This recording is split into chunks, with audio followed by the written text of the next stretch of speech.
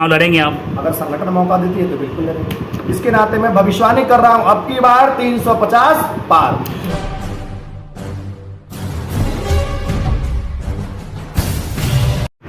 शिविर के दौरे का एक ही उद्देश्य और उसका एक ही लक्ष्य है। पूरे भारत में 9 साल बेमिसाल का कार्यक्रम जोरों शोरों पर चल रहा है। प्रधानमंत्री जी ने 9 सालों में क्या किया, उसके माध्यम से भारतीय जनता पार्टी का एक स्टिकर है और एक पम्पलेट है जिसको हम सभी हर एक जनता तक दे रहे हैं और बता रहे हैं कि प्रधानमंत्री जी 9 सालों में क्या किए और आगे 2024 में इस देश को मोदी जी को क्यों आवश्यकता है। कि जैसे वो आप सभी जानते हैं बहुत सारे जटिल मुद्दा है, जैसे आप उज्ज्वला योजना जानते हैं, प्रधानमंत्री जी का बीमा, स्वास्थ्य बीमा वाला जानते हैं आप, मेडिकल वाला सब जानते हैं आप सभी। लेकिन बीच से जो कश्मीर की मुद्दा था जो बहुत दिनों से अटका हुआ था, लेकिन वहाँ के लोगों का नेताओं का यह कहना बार बार हुआ करता था कि यह मुद्दा कभी निपट ही नहीं सकता अगर धारा 370-35 से हटाने का और कोशिश भी की तो वहाँ पे खून की नदियाँ बहेगी। लेकिन आदरणीय प्रधानमंत्री जी की राजनीतिक इच्छा शक्ति के द्वारा, क्योंकि एक व्यक्ति जब ही एक फैसला ले सकता है जिसकी राजनीतिक इच्छा शक्ति मजबूत हो, और आप पूरा देश ने देखा है कि वहाँ से धारा 370-35 से हटा और आज कश्मीर किस प्रकार विकास हो रहा है। जैसे कि राम मंदिर का आप सभी ने देखा है, उस प्रकार हम घर घर तक जाके बता रहे हैं कि 2024 में मोदी जी इसलिए आवश्यकता है।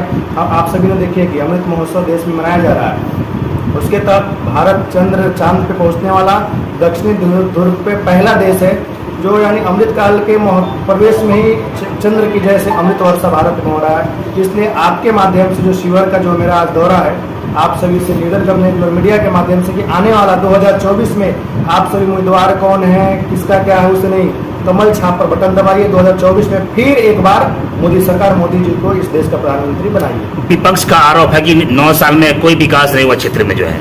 अब विपक्ष का ये तो हवाई है। विपक्ष का तो आरोप लगाना कार्य है। पूरा देश जानता है कि प्रधानमंत्री जी ने किस प्रकार काम किया है, भारत के लिए क्या किया है, बिहार के लिए क्या किया है। जैसे कि आप भी विपक्ष के बारे में बात कर रहे हैं, पुल ढहा गया उसका कोई जांच नहीं हुआ, 17 करोड़ रुपए का पुल था, कोई नहीं दिन हुआ। बिहार नहीं है जो हम लोग नीतीश कुमार का सुशासन बाबू कहा करते थे, आप सभी ने देखा है, और हम उस सरकार में थे। तो विपक्ष का जो आरोप है निराधार है, बिना मतलब कुछ इसका उस पर ज्यादा कुछ बोलना उचित नहीं है। अच्छा, आपका शिविर क्षेत्र दौरा का मकसद ये है बस भारतीय जनता पार्टी के हर एक कार्यकर्ताओं को पहुंचना हो। कार्यकर्ता ही नहीं, जितने लोग हैं जो समाज के प्रबुद्ध लोग हैं वो सभी के पास पहुंचना, और जो 9 सालों में जो प्रधानमंत्री जी ने कार्य किया वो सभी तक पहुंचाना, और 2024 में पुनः मोदी जी को इस देश का प्रधानमंत्री बनाना, फिर एक बार मोदी सरकार। सीहोर क्षेत्र में जो आप दौरा कर रहे हैं, कहेंगे चुनाव नजर आपको जोड़ा जा रहा है कि आप भी चुनाव लड़ने की तैयारी में है?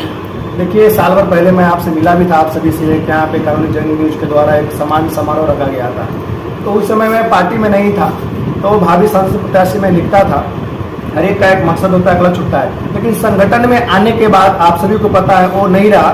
लेकिन संगठन है, जिसको जो टिकट देगा वो तो संगठन का विषय है। लेकिन यहाँ दौरा करने का एक ही मकसद, एक ही लक्ष्य है कि 2024 में पुनः नरेंद्र मोदी जी को इस देश के भारत के प्रधानमंत्री बनाना। अगर मौका मिलता है आपको तो क्या चुनाव लड़ेंगे आप? अगर संगठन मौका देती है तो बिल्कुल लड़ेंगे। 2024 तो चुनाव, अगर उसमें पूरी बहुमत सरकार बनेगी भाजपा की, सरकार पूरी बनेगी भाजपा 2024 में 2014 में 272 था, और 2019 में जब किसी भी ऑफिसर से, किसी भी लोग से पूछते थे आप, तो 200 से ऊपर नहीं जाएगा, 200 को नीचे ही रह जाएगा। 303 हुआ, और आज लिख लीजिए, एक मैं ज्योतिषाचार्य भी हूँ और एक सन्यासी भी हूँ, अखाड़ा परिषद का मैं सदस्य भी हूँ। इसके नाते मैं भविष्यवाणी कर रहा हूँ, अब की बार 350 पार।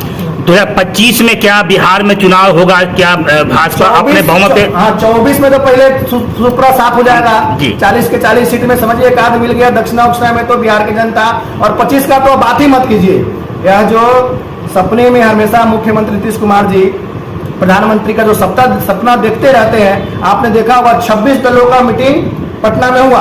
यहाँ से जाने के बाद शरद पवार साहब कहाँ गए? महाराष्ट्र में, और जाते ही घर में पार्टी फूट गया। जो खुद ही 26 दल, राजनीतिक दल एक साथ आ तो सकते हैं, लेकिन कभी एक साथ बैठ तो सकते हैं, लेकिन इनका मन कभी मिल सकता नहीं। इसमें 26 के 26 प्रधानमंत्री का कैंडिडेट है, और भारतीय जनता पार्टी जो एनडीए राष्ट्रीय जनतांत्रिक जो गठबंधन है उसमें एक ही प्रधानमंत्री का उम्मीदवार है, वो भी नरेंद्र मोदी। हम 25 बार पूछा, 25 में सरकार बहुमत बनेगी बिहार में आपकी? 25 में तो बहुमत में बनेगी। अब मुकाबला दिलचस्प हो गया है, इंडिया विस एनडीए, किसकी सरकार बनेगी? उस समय बनेगा एनडीए का, इंडिया का नहीं। और जहां जहां जाते हो तो चुनाव हारते ही है। अब तो और 2024 में फिर एक बार मैं बोल रहा हूं, मोदी सरकार बहुमत में आएगा। विपक्ष जो कह रही है कि इस बार सरकार को हम टिकने नहीं देंगे, जो है एनडीए सरकार को जो है। 19 में भी ऐसा ही हुआ था। चंद्रबाबू नायडू भी थे आंध्र प्रदेश का, वो भी प्रधानमंत्री के उम्मीदवार थे। अभी बीआरएस पार्टी बना हुआ भारत राष्ट्र समिति चंद्रशेखर, वो भी प्रधानमंत्री के उम्मीदवार है। नीतीश बाबा तो ही है, पलटू कुमार। और अभी तो मैं 2 दिन पहले सुन रहा था कि तेजस्वी यादव जी मुख्यमंत्री बनने जा रहे हैं, लालू जी का ऐसा कुछ आया था, आपके माध्यम से ही सुना था। लेकिन मैं पुनः बता दे रहा हूँ, विपक्ष कुछ भी कर ले, भारत की जनता जाग चुकी है और 2024 में आंख मूंद कर इतने जोर से कमल के बटन दबेगी, विपक्ष का क्या कहीं भी मुंह दिखाने लग नहीं रहेगा, उसका रास्ता। महंगाई के मुद्दे पर क्या कहना चाहेंगे आप? देखिए, महंगाई जैसे जैसे देश आगे बढ़ता है तो महंगाई तो बढ़ता ही है। अब 2014 के महंगाई आपको बोलेंगे गैस सिलेंडर वहाँ उतना था, तो राष्ट्र आगे बढ़ रहा है। लेकिन वो सरकार नहीं रही कि आलू प्याज पे लोग अटल जी की सरकार गिरा दिया करते थे। अभी आलू प्याज तो सबके आवश्यकता है, लेकिन जितना आवश्यकता है उतना उसको मिल रही है। महंगाई जैसा भी है वैसा ठीक है, उसमें कोई बोलने की आवश्यकता नहीं है। ये राष्ट्र है जो हर एक चीजों में महंगाई बढ़ी है और लोग का भी है, उसका आवक भी बढ़ा है, तो इस पे ज्यादा कुछ बोलना उचित नहीं है। संगठन जो भी आदेश देगा वो मेरे लिए सर्वोपरि है। बस इतना ही।